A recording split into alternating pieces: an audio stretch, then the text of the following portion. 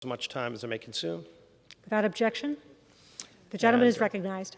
Thank you again. Madam Speaker, I want to thank our chairman, Mr. Pallone, as well as Ranking Member Latta and Ms. McMorris-Rogers, and Chairman Doyle of the full committee and chair of the Telecommunications Subcommittee for helping bring my bill, H.R. 3919, the Secure Equipment Act, to the House floor. I also want to especially thank Congresswoman Eshoo for partnering with me on this bill. We've worked on a number of telecommunications laws, and this is yet another example of Congresswoman Eshoo and I coming together and our staffs to address a very important threat to American families. Madam Speaker, my bill is about one thing, and that is stopping the Chinese Communist Party and Chinese companies that act on their behalf from compromising our telecommunications networks and stopping them from jeopardizing American national security and the important data that all Americans hold sacred.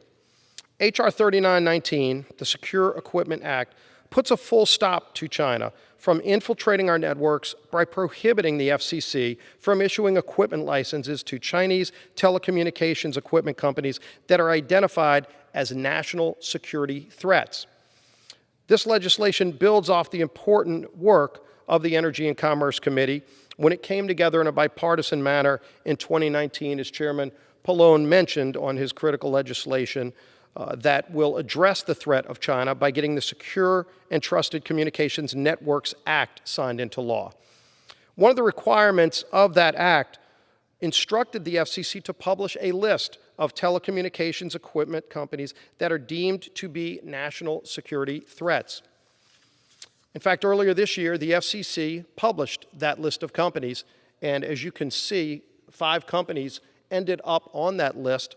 All of these companies are Chinese companies that are either partly or wholly owned by the Chinese government and who have ties to the CCP. Madam Speaker, we all know too well that the CCP wastes no time and no opportunity to expose American vulnerabilities and try to undermine our national security. There are way too many examples of that.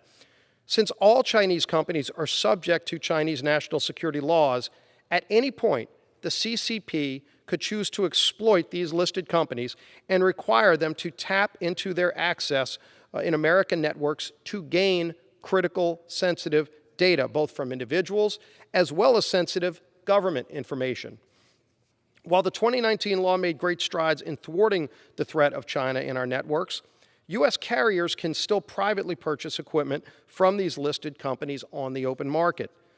By prohibiting the FCC from issuing any equipment license to these companies that are listed as national security threats, our bill seeks to close the gap in existing law and slam the door on jeopardized Chinese equipment from threatening our American networks and from threatening the privacy and the data of American families.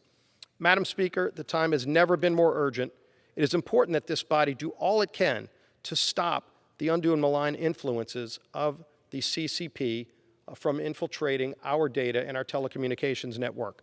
I urge all of my colleagues to support this bill, and I reserve the balance of my time. The gentleman from Louisiana reserves.